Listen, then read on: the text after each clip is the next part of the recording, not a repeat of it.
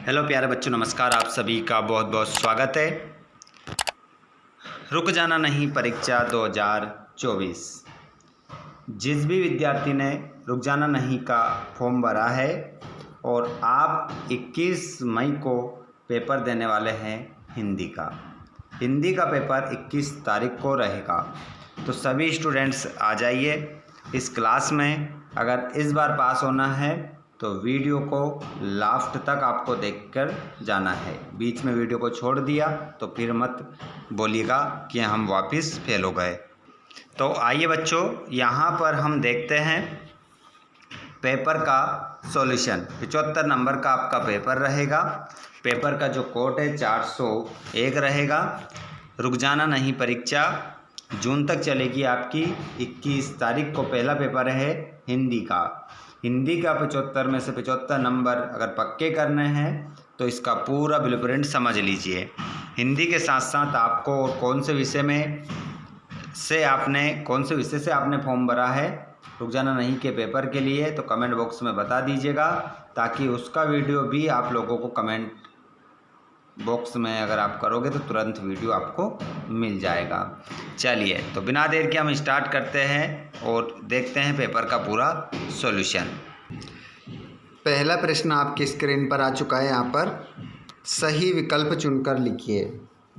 अपने हाथ में कॉपी और पेन ज़रूर उठा लीजिएगा, ताकि आप लोगों को सभी क्वेश्चन और उनके आंसर सही से याद हो सके। सूर सागर के रचनाकार हैं। पहला क्वेश्चन है, सूर सागर के रचनाकार कौन है? तो याद रखिएगा, सूर आगे आया है तो आंसर भी क्या होगा? सूर सागर के रचनाकार होंगे सूरदास। प्रवंजना का शाब्दिक अर्थ होगा, तो प्रवंजना का जो शाब्दिक अर्थ होगा वो प्रेम नहीं होगा, धोखा होगा, है ना, याद रखिएगा। अगला क्वेश्चन, करुण रस का स्थायी भाव है, तो करुण रस का जो स्थायी भाव है वो हो जाएगा शोक। अगला प्रश्न है, शहर के मुख्य चौराहे पर नेताजी सुभाष चंद्र बोस की प्रतिमा लगवा दी गई, तो ये आंसर होगा प्रशासनिक अधिकारी द्वारा। दशानन में समास है तो आंसर होगा बहुव्रीहि समास। भोलानाथ का असल नाम था तो यहाँ पर होगा तारकेश्वर नाथ, ध्यान रखिएगा। अगला क्वेश्चन है, जोड़ी मिलाना है, तो यहाँ जोड़ी देखेंगे।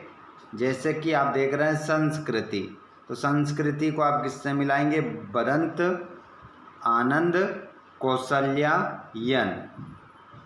अगला है कन्यादान, कन्यादान को आप किससे मिलाएंगे? ऋतुराज से। अगला है आपका मैं क्यों लिखता हूँ, इसको मिलाएंगे आप आज्ञा से। अगला है आपका अधिक बोलने वाले को क्या कहते हैं? वाचाल कहते हैं। अगला है प्रत्येक चरण में 16-16 मात्राएं, चौपाई छंद में होती है। अगला है आपका नाच न जाने आंगन टेढ़ा, ये क्या है? आपकी लोकोक्ति है। तो इस प्रकार आप क्या मिला लेंगे? जोड़ी मिला लेंगे, ध्यान रखिएगा। चलिए, अब सत्यापत्य बता देते हैं। सूरदास वल्लभाचार्य जी के शिष्य थे, इसका आंसर क्या लगाएंगे आप? सत्य लगाएंगे, बिल्कुल सही है। अगला क्वेश्चन, मूरत मधुर मनोहर दे की पंक्ति में यमक अलंकार है, इसका आंसर होगा आपका सत्य। भगवान शाक्य मुनि अपना धर्म उपदेश प्राकृत भाषा में देते थे, सत्य। न्याय के अनुसार आचरण करने वाला न्यायशीलता है, सत्य। मृदंग एक तरह का वाद्य यंत्र है, सत्य। एलिजाबेथ द्वितीय जापान की रानी थी, तो इसका आंसर गलत हो जाएगा क्योंकि इंग्लैंड की थी, है ना, पर इस क्वेश्चन को अभी काट लीजिए आप। अगला क्वेश्चन है, रिक्त स्थान की पूर्ति करना है। रिक्त स्थान की पूर्ति करेंगे तो यहाँ पर हमें देखने को मिलेंगे क्वेश्चन, दुख है ना चांद खिला शरद रात आने पर, ठीक है, शरद आएगा इस खालिस्तान में। अगला, लेखक स्वयं प्रकाश जी का जन्म में हुआ, इंदौर में हुआ। फादर कामिल बुल्के की जन्मभूमि बेल्जियम। अगला क्वेश्चन, लेखिका मन्नू भंडारी का जन्म भानपुरा। 16 छतों वाला घर रचना कमलेश्वर की है, ठीक है, कमलेश्वर।